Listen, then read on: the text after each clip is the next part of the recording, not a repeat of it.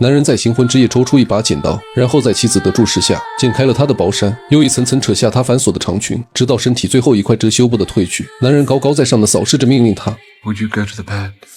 或许从那时起，安娜就意识到公爵的心灵已然衰朽，这以子嗣为第一要务，而这就是被誉为贵族丑闻的公爵夫人，依旧是根据真实故事改编。那时的安娜只有17岁，她站在洒满阳光的草坪上，灵动得像个兔子，而此时的公爵20有6，他就站在楼上隔着玻璃，望着他那鲜活的生命。公爵期待安娜能为自己生下一个健康的继承人，随后便草草立下婚约。如果生下儿子，安娜的整个家族都会水涨船高。只是母亲对安娜隐瞒了这点，所以当她得知自己将成为公爵夫人时，她满心欢喜的惊讶，随后便画上痨病般的腮红以及巍峨的假发，与公爵完成了这场声势浩大的婚礼。而他们的婚房也远比安娜想象中的更加威武，门前的仆人整齐划一，恭敬地迎接着新女主的到来，并且一进门，从穹顶侧窗射入的天光，以及能装下整个足球场的前厅，一切都超出她的阅历与想象。只是那2条淌裤的猎犬有些不太应景，但安娜依旧澎湃，甚至是期待今晚的花烛之夜。可当夜晚降临时，公爵却在她的注视下拿剪刀褪去了她的衣物，手续繁缛，一层一层，已被褪去大片衣物的安娜羞涩得不知所措，只能提扯捂住胸前的几片薄纱。但这并不是安娜想象中的婚姻，于是婚后不久，她就回到娘家，忍不住对母亲诉苦，说公爵只会对爱犬展露笑容，根本就不爱自己。但母亲却教育她母凭子贵，只要顺利诞下继承人，便能牢牢抓住公爵。安娜总是无条件信任母亲，她懂事地回到了家里，虽然公爵对她依旧冷淡，好在安娜终于有了身孕。为了庆祝此事，公爵在家中大摆宴席，可他手下党羽们的精美辞藻长篇大论，公爵受够了这种无趣的恭维，不等说完便愤然离席。安娜急忙追了出去，却发现他在对女仆安排着什么。 Is anything the matter? No? You just left. Yes, well, I had done eating, and those damn speeches bore me to distraction. You were the Whig's main supporter. Yes, well, I've no problem with the politics. 得知公爵只是觉得晚宴无聊后，安娜便没有多想，听从了丈夫的安排，返回宴厅招呼客人。直到晚宴结束，公爵都没有露面。而当安娜准备休息时，却在卧室前看到了不堪的一幕，这让安娜既气愤又震惊，冲进卧室就质问起了公爵。但看着他一眼平静的样子，安娜又瞬间没了底气。 You look very beautiful tonight. Is this dress your design?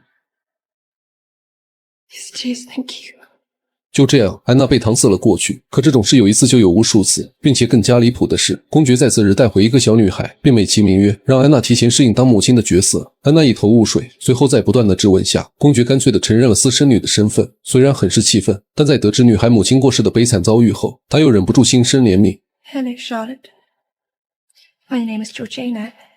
就这样，安娜拥有了第一个女儿，并且在几个月后，安娜在牌桌上顺利诞下了第2个孩子。此时公爵十分坚信，今晚过后他就后继有人了，于是半场开了香槟。 I may have an heir before the night is out. 然而期望越大，失望也就越大。公爵再获千金，这让他有些恼火，就连前来看望的丈母娘都是爱答不理。 I'm in no mood for a conversation. But pray tell me, is my daughter... Is your daughter at all able to give me a son? Oh, take heart, Your Grace. As long as the mother is in good health, consider this mishap a draft. A promise of what is soon to come. In our family, Yes, I know, in your family. Your Grace.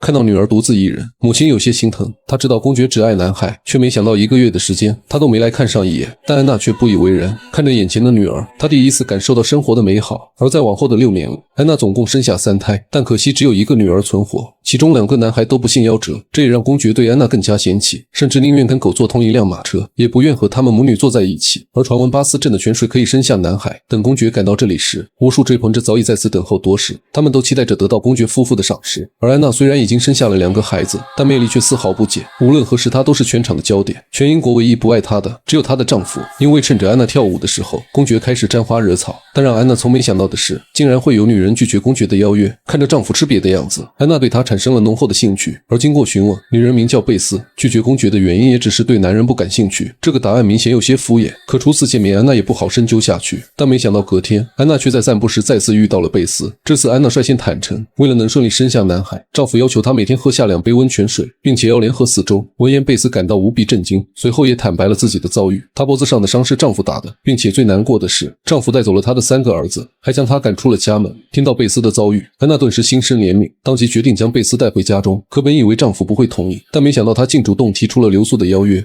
Well, why doesn't she stay with us? For a while, at least.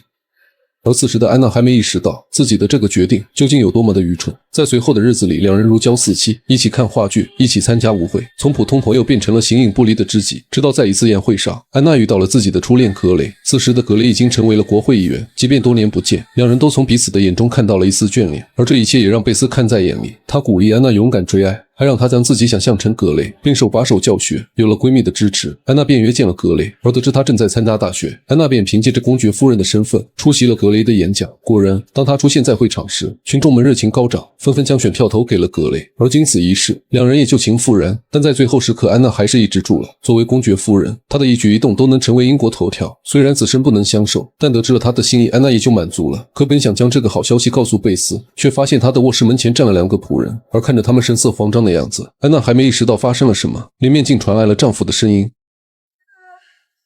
面对闺蜜和丈夫的双重背叛，安娜几近疯狂。 Of all the women in England, you had to throw yourself on her. I have one single thing of my own. She is my sole comfort in our marriage. You have robbed me of my only friend. 而公爵也自知理亏，始终一言不发。可虽没了往日的高傲，但他却怪罪起安娜无法生下男孩。两人吵了整夜。第二天，安娜便回到娘家，本想找母亲安慰，可母亲却怪她引狼入室。现在唯一的办法就是为公爵生下继承人，但这个办法实在让安娜无法接受。可为了家族，安娜还是硬着头皮回去了。面对迎接她的公爵，安娜甚至一句话都不想多说。而回到房间，贝斯又来找安娜道歉。他说自己从未爱过公爵，也从未想过要伤害安娜，只是因为全英国只有公爵有能力带回自己的3个儿子。但在气头上的安娜根本不听他的解释，可看着贝斯与儿子们见面时的场景，安娜却莫名的替他开心。但当看到公爵对男孩的反应时，安娜却被狠狠扎了一刀。公爵拿着他最爱的猎枪，细心地为男孩们演示着，那个笑容是他女儿们从未见过的慈祥。至此，安娜彻底放下顾忌，驾着马车偷偷约见了格雷，而恋人间的一切也在他们身上发生。事后，安娜为了报复公爵，也为了结束他们3人的畸形关系，她坦白了与格雷的一切，并拿出协议，等生下男孩后，自己要和格雷远走高飞。但公爵位高权重，他不允许自己沦为全英国的笑柄。 See why you'd mind. You have Bess and 3 boys. 3 boys? Do you think I can make those bastards my heirs? Well, do you? 看着公爵气急败坏的模样，安娜也不想与他多言，快步离开了餐桌。可怒气上头的公爵也追了上来，直到将安娜逼回房间。听着屋内的惨叫，贝斯也毫无话语权。不知过了多久，安娜躺在床上生无可恋，而公爵为了阻止她和格雷相见，将她囚禁于此，直到为自己生下继承人。而丈夫长时间的控制也导致安娜精神恍惚，不仅撞到了烛台，还不小心将头顶的假发点燃。而看着妻子狼狈的模样，公爵只觉颜面尽失，头也不回地走了。直到舞会散场，公爵才找医生为安娜检查身体，但却意外得知安娜又一次怀孕了，并且在经过10月怀胎后，安娜终于生下了一个男孩。果然，自从有了继承人，公爵对安娜的态度明显转变，不仅按照约定给她了一大笔财产，还学会了道歉。 Georgiana, I too abhor this whole thing. 但此时的安娜对公爵已经毫无期望。趁着公爵在伦敦宣布继承人的时候，她再次找到格雷，两人度过了一段美好的假期生活。可由于安娜长期不在家中，公爵也发现了不对，趁着安娜又一次约会时，竟带着她的母亲来到了这里。短暂的惊讶过后，意识到败露的安娜也不装了，她不仅坦白了与格雷的一切，还扬言要与公爵离婚。但作为全英国最有权势的男人，公爵一句话就能决定格雷的生死。 Allow me to enlighten you. If you do not give him up at once, I will see to it that every home and every checkbook in this country is closed to him. He will be welcome neither in the halls of government nor in its back rooms of power. His dream of becoming Prime Minister. 而安娜最痛恨公爵的，便是他这种无可置疑的语气。她执意要与公爵离婚，去追逐向往的爱情，但公爵就静静坐在门前。等安娜冷静过后，他拿出一沓厚厚的信封，这些都是女儿们对妈妈的思念。如果安娜愿意接受，她可以既往不咎。 I made that many years ago. This will be the mistake of your life. 说罢，公爵将信封留下，头也不回地走了。而母亲看着女儿执迷不悟的样子，也决定不再管她。安娜独自在房间里想了许久，一边是向往的爱情，一边是思念妈妈的女儿。最终，安娜还是忍不住打开了信封，而这也意味着安娜放弃了爱情。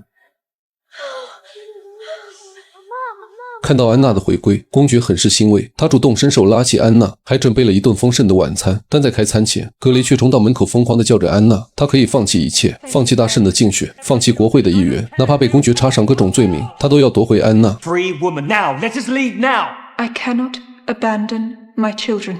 而这句话让格雷瞬间清醒过来，他再也没有任何能反驳的借口，只能静静看着安娜离开。可等回到餐厅后，安娜又爆出一个重磅炸弹。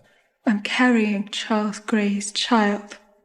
公爵被惊呆了，科目已沉舟。在死寂般的沉默过后，为了不让这桩丑闻流露，公爵让安娜躲回乡下，直到生下这个孩子才能回到这里。说完，公爵便要带着贝斯离开，但没想到一向对公爵言从计听的他，却执意要陪着安娜。见状，公爵也只好作罢，放任两人一起离开。而在贝斯的照顾下，安娜再次生下了一个女儿。可作为名义上的公爵夫人，她无法抚养这个身份不明的孩子，只能在贝斯的陪同下，将女儿转交给了格雷的父母。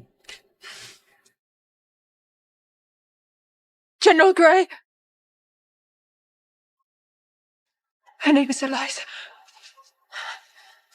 而看着被带走的女儿，安娜再也无法控制情绪，失声痛哭。就这样，安娜重新回到了伦敦。但此时关于她私生女的风言风语不断。为了堵上悠悠众口，公爵特意准备了一场舞会。而再次回归社交圈，安娜依旧是所有人的焦点。她微笑着跟昔日的朋友打着招呼，可却在转头的瞬间，她竟再次看到格雷。思考片刻后，安娜不顾众人异样的眼光，一步一步地走向格雷。而格雷也没打算逃避，也径直走向了安娜。两人就这样面对面站着。格雷率先开口说自己订婚了，可安娜在表示过恭喜后，便再次沉默。许久过后，格雷说自己多了一个侄女，叫伊莱扎。 Who is very much loved.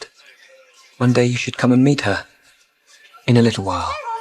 安娜微笑着点头，然后扭头离去，一切尽在不言中。故事的最后，乔治、安娜与贝斯和公爵三人一起生活了20多年，直到他离世后，贝斯才嫁给了公爵，成为了新任德文君公爵夫人。而安娜的初恋格雷也在不久后成为了英国的首相。至此，全篇结束。再细致的解说也无法比拟原著。我是小无聊电影，期待与你的每一次相遇。